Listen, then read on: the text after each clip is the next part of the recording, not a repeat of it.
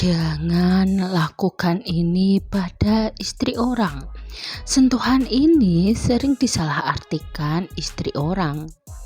Banyak konflik hubungan tidak berawal dari niat buruk, melainkan dari batas yang tidak dijaga. Sentuhan kecil yang dianggap sopan bisa memicu tafsir emosional yang berbeda, terutama ketika sentuhan itu terjadi pada wanita yang sudah menikah. Dalam interaksi sosial, sentuhan sering dipahami sebagai bentuk keramahan. Namun, makna sentuhan sangat dipengaruhi oleh konteks, waktu, dan relasi. Pada wanita menikah, konteks ini menjadi jauh lebih sensitif. Psikolog hubungan menegaskan bahwa sentuhan adalah bahasa nonverbal yang sangat kuat. Ia bekerja langsung pada emosi bawah sadar. Karena itu, sentuhan mudah disalahartikan meski tanpa niat tersembunyi. Pertama, sentuhan di lengan atau bahu. Lengan dan bahu sering dianggap area aman untuk disentuh. Namun, bagi sebagian wanita menikah, area ini sudah termasuk wilayah personal, terutama jika sentuhan dilakukan dengan tekanan atau durasi yang tidak wajar. Secara psikologis, lengan dan bahu berhubungan dengan rasa aman. Sentuhan di area ini bisa memicu rasa dilindungi. Perasaan ini mudah berkembang menjadi kenyamanan emosional. Ketika sentuhan seperti ini terjadi berulang, otak mulai merekamnya sebagai perhatian khusus, bukan logika yang bekerja, melainkan emosi. Disinilah kesalahpahaman mulai terbentuk. Kedua, sentuhan saat sedang curhat. Curhat membuka ruang emosional yang sangat pribadi. Sentuhan yang terjadi saat momen ini terasa jauh lebih dalam. Ia bisa dimaknai sebagai dukungan yang istimewa. Psikolog menyebut kondisi ini sebagai emotional vulnerability. Dalam kondisi rapuh, sentuhan terasa lebih kuat dari biasanya. Bahkan sentuhan ringan bisa meninggalkan kesan mendalam. Jika tidak disadari, sentuhan ini bisa menciptakan ikatan emosional tersembunyi. Ikatan ini sering muncul tanpa niat selingkuh, namun dampaknya bisa sangat nyata.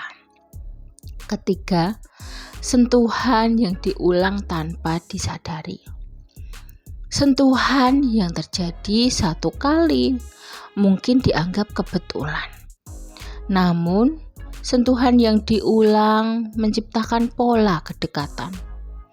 Pola ini bekerja perlahan di alam bawah sadar. Otak manusia mengenali pengulangan sebagai tanda keakraban. Tubuh mulai merasa familiar dengan kehadiran tertentu. Rasa ini sering muncul tanpa disadari. Ketika pola terbentuk, batas personal mulai kabur. Yang tadinya terasa biasa menjadi terasa dirindukan. Inilah awal perubahan emosional yang halus. Keempat, sentuhan yang tidak pernah ditegaskan batasnya. Ketika sentuhan terjadi tanpa penolakan, pesan yang diterima seringkali keliru. Diam kerap diterjemahkan sebagai izin, padahal diam belum tentu berarti setuju. Dalam komunikasi nonverbal, respon sama pentingnya dengan tindakan. Tidak adanya batas membuat tafsir menjadi bebas. Kesalahpahaman pun mudah terjadi. Psikolog komunikasi menyebut ini sebagai ambiguity trap. Kedua pihak merasa tidak bersalah, namun jarak emosional perlahan menyempit. Kelima, sentuhan yang mengubah nuansa interaksi. Sentuhan tertentu mampu mengubah suasana percakapan. Interaksi yang tadinya netral terasa lebih personal. Nada bicara dan bahasa tubuh ikut berubah. Perubahan suasana ini sering tidak disadari secara sadar. Namun, tubuh dan emosi menangkap sinyal tersebut. Kedekatan mulai terasa berbeda. Jika nuansa ini terus berulang, hubungan bisa bergeser tanpa disadari. Tidak ada rencana, tidak ada niat, namun perubahan sudah terjadi. Tidak semua sentuhan bermaksud buruk, tetapi tidak semua sentuhan aman. Terutama ketika melibatkan wanita yang telah memiliki komitmen. Menjaga batas adalah bentuk penghormatan. Kedewasaan emosional terlihat dari kemampuan menahan diri.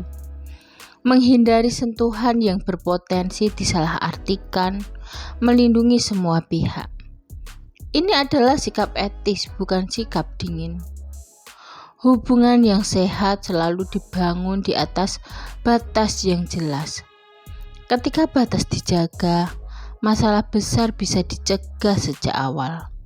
Karena tidak semua kedekatan perlu diwujudkan lewat sentuhan. Sekian video dari kami. Semoga video ini dapat bermanfaat bagi kalian. Jangan lupa like, subscribe, bunyikan lonceng, share, dan komen. Terima kasih sudah menonton video kami. Sampai jumpa di video berikutnya ya.